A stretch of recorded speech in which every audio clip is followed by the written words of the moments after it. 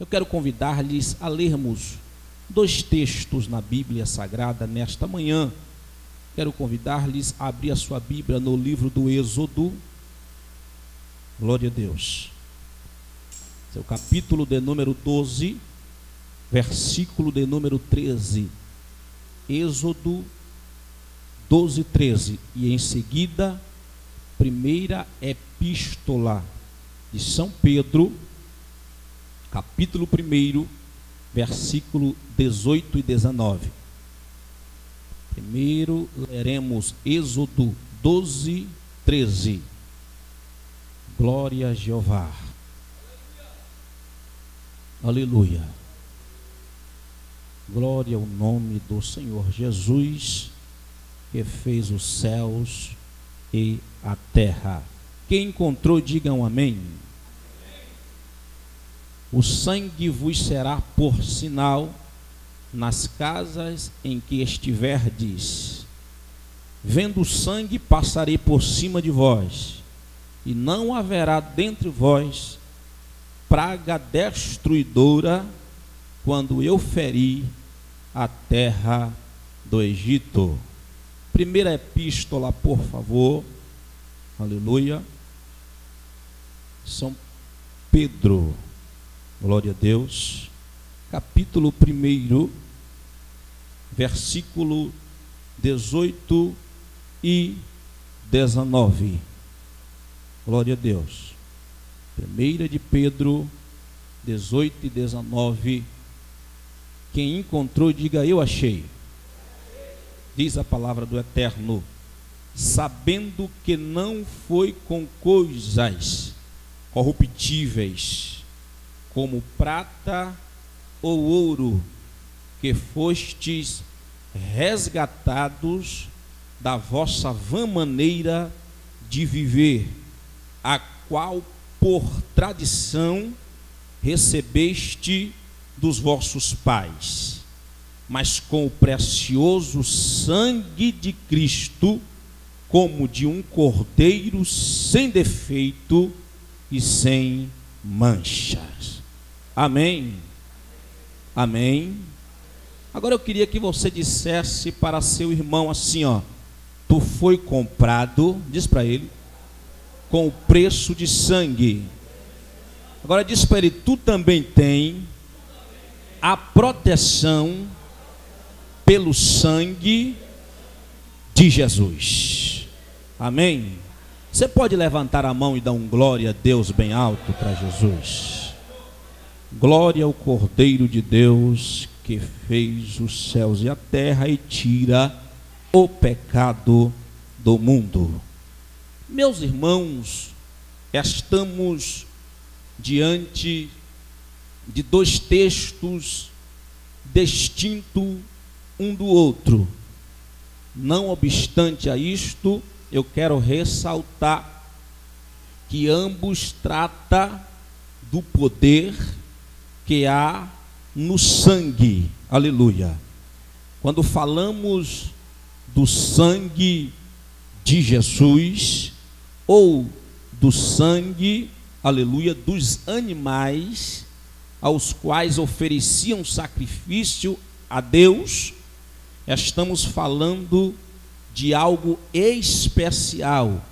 Estamos falando de algo que é inexaurível, de algo que é inescrutável, de algo que é muito especial. Queridos, eu queria aproveitar a oportunidade e convidar-lhes, pedindo a tua atenção, para irmos junto até a segunda história lida, aleluia, que é a carta primeira do apóstolo São Pedro. Os irmãos bem sabem que esta carta, escrita pelo apóstolo São Pedro, ela foi provavelmente escrita na Babilônia, como se refere o capítulo de número 5 e o versículo 13 da mesma carta. Porém, pode ser, aleluia, pode ser que essa carta foi escrita às margens do rio Eufrates, muitos até creem que a mesma carta foi escrita em Roma, que era chamada figuradamente a Babilônia. Muitos creem que esta Babilônia aqui era a antiga Roma, dita por Flávio Joséfo figuradamente como a Babilônia. Mas o que eu quero me apegar nesta manhã é que Pedro aqui, o apóstolo, não era aquele Pedro do começo, aleluia, impulsivo, cheio de fraquezas, como ressalta Marcos, capítulo de número 14 e o versículo de número 37, quando este Pedro impulsivo, cheio de fraqueza, foi convidado por Jesus para ir orar, velar com o mestre, e logo em seguida o mestre o chega e revela a sua fraqueza, dizendo: será que tu não pode velar comigo nenhuma hora? Não era este Pedro impulsivo que escreveu esta carta. Porém, meus irmãos, este Pedro aqui, o qual estamos falando, é o mesmo Pedro que profetizou e se converteu em uma rocha, aleluia, quando registro em João 1:42, Jesus deixa bem claro que o mesmo agora estava convertido, e pelo fato de estar convertido, foi dado a ele a incumbência de ser uma referência da igreja de Cristo aqui na terra. Este que escreveu a carta foi o Pedro convertido, não foi o Pedro impulsivo e cheio de fraqueza, aleluia, que todos estudiosos da Bíblia conhecem, mas o Pedro que reconheceu a sua fraqueza e se converteu, arrependendo-se dos seus impulsos. Ou seja, é um Pedro agora cheio do Espírito Santo de Deus.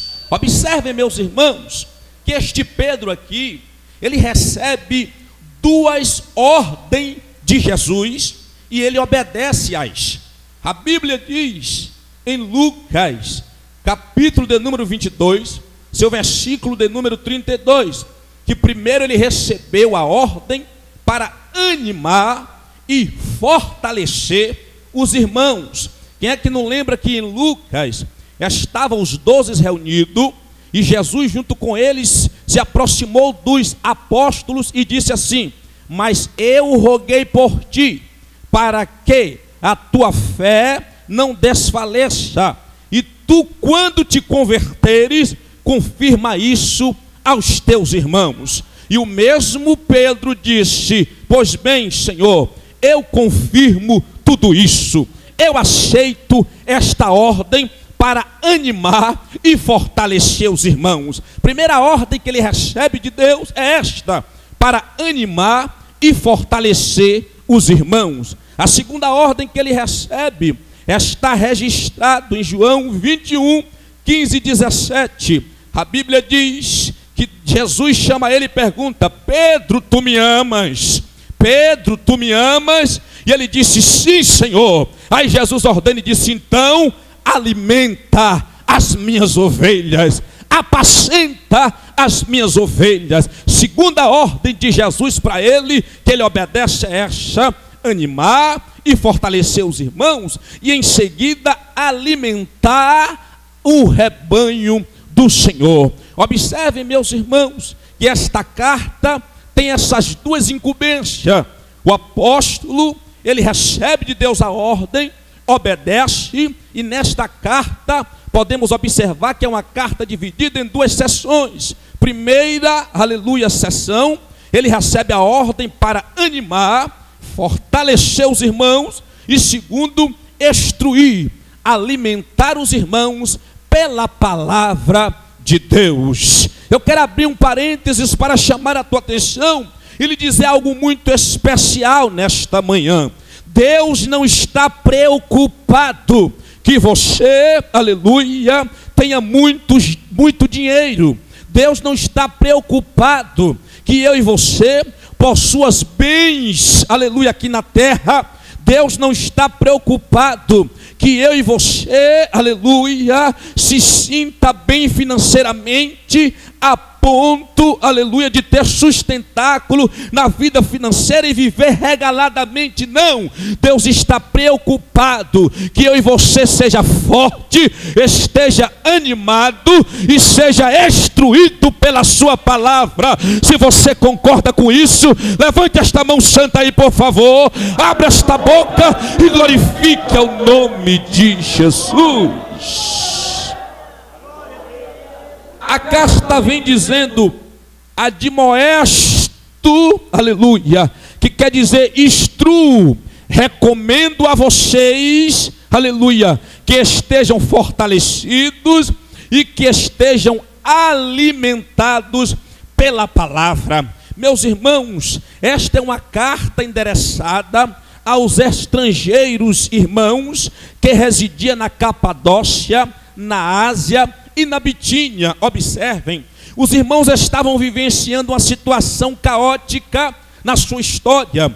A Bíblia diz que eles estavam deixando-se levar, aleluia, por ensinamentos contrários àquilo que Jeová tinha ensinado aos irmãos. Deixa eu lhes dizer que a igreja ao qual esta carta foi endereçada foi a mesma igreja fundada por Paulo.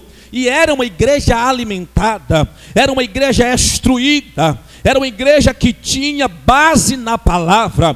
Mas não obstante a isto, meus irmãos, os irmãos se pegam em uma situação de apostasia. Os irmãos, eles se pegam em uma situação em que eles se afastam da verdadeira fé, da instrução em que recebeu pelo missionário, aleluia, Paulo. Agora observe, o apóstolo São Pedro, ele olha e vê a igreja um tanto quanto vulnerável, deixando-se levar, desanimados, enfraquecidos por ventos de doutrina errôneo. É aí que entra a palavra de Deus em ação. Deus usa o apóstolo quando ele vê a situação da igreja e ele escreve esta carta simplesmente para animar, para fortalecer e para ensinar, instruir, alimentá-los da palavra de Deus. Deixa eu lhes dizer uma coisa: se tem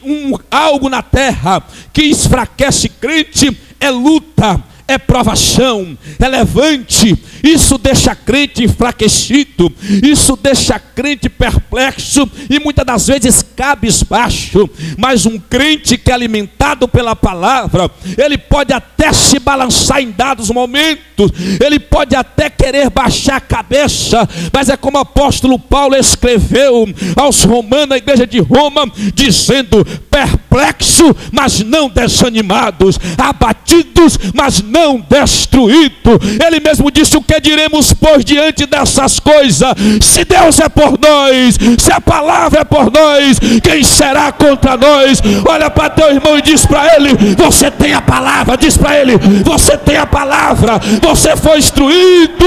Pode levantar tua mão e adorar Jesus nesta manhã.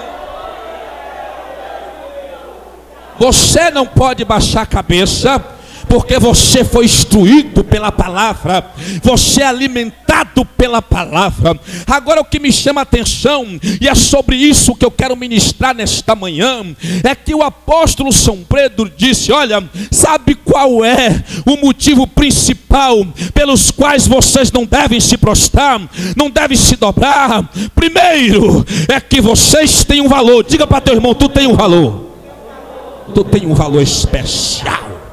Glória. Diz isso pelo menos para 3 pessoas que estão do teu lado. Diz para ele. Se ele não quiser dizer para você, diga para ele assim mesmo: você tem um valor, meu filho. Você tem um valor. Você tem um valor. Você tem um valor. Glória. Primeiro, você tem um valor. aleluia. Em seguida ele diz: sabe por que tu tem um valor? Porque tu não foi comprado com real, tu não foi comprado com dólar, tu não foi comprado com euro, tu não foi comprado com ferro, tu não foi comprado com bronze, tu não foi comprado com prata, mas tu foi comprado pelo sangue de Cristo, sem mancha e sem defeito. É por isso que tu tem valor. Deixa eu ver quem tem valor aqui nesta manhã. Deixa eu ver quem tem. Levanta a mão para adorar. Aleluia. Eia choramanará managa faixa. Diz para teu irmão: tu foi comprado com preço de sangue. Preço de sangue. Preço de sangue você foi comprado.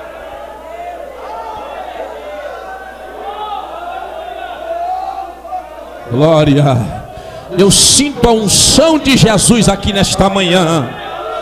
Eu sinto Jesus presente aqui. Ei, eu vou abrir um parênteses para profetizar aqui agora.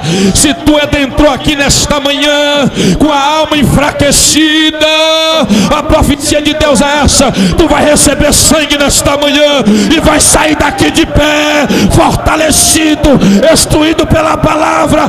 Quem acredita nisso, levanta a mão e abre a boca para adorar. Glória. Não foi com ouro, não foi com coisa que perece. Tu foi comprado, foi com preço de sangue. Ou seja, você tem um valor. Tu pode até não ter um carro do ano, tu pode até não ter uma casa boa, em um lugar bem apropriado, tu pode até não ter uma conta recheada no banco, mas tu tem valor, e quem te deu este valor foi Jesus. Tu pode até estar bem calçado ou não, bem vestido ou não, mas que tu tem valor, tem, e ninguém pode esconder isso, porque está registrado aqui: Jesus pagou o maior preço por você, e é por isso que você está aqui nesta manhã. Agora observe, irmãos, Satanás jamais ia imaginar que Deus ia colocar um valor, aleluia, que ele não pudesse cobrir. Satanás nunca pensou isso, aleluia. Sabe por que ele não pensou isso? Porque todos os homens que foram levantados para cumprir a promessa, aleluia, eles falharam. Todos eles falharam. Mas observe, eu costumo dizer que ninguém na face da terra e nem nos céus sabe humilhar adversário mais do que Deus. Deus